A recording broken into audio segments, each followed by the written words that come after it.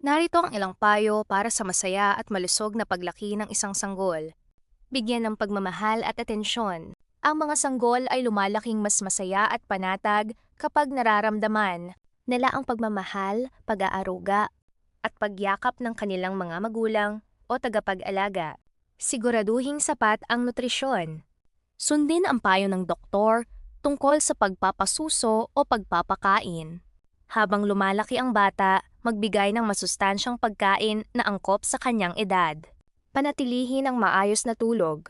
Mahalaga ang sapat na tulog para sa paglaki ng katawan at pag-unlad ng utak ng sanggol. Regular na magpatingin sa doktor. Ang mga regular na check-up at bakuna nakatutulong upang mapanatiling malusog at protektado ang bata. Makipag-usap, magbasa at kumanta sa sanggol. Kahit maliit pa sila, natututo na silang makinig at makipag-ugnayan. Nakakatulong ito sa paglinang ng kanilang wika at pag-iisip. Bigyan ng sapat na oras para maglaro at gumalaw. Ang paglalaro at paggalaw ay mahalaga para sa kanilang pisikal at mental na pag-unlad. Managing mabuting halimbawa.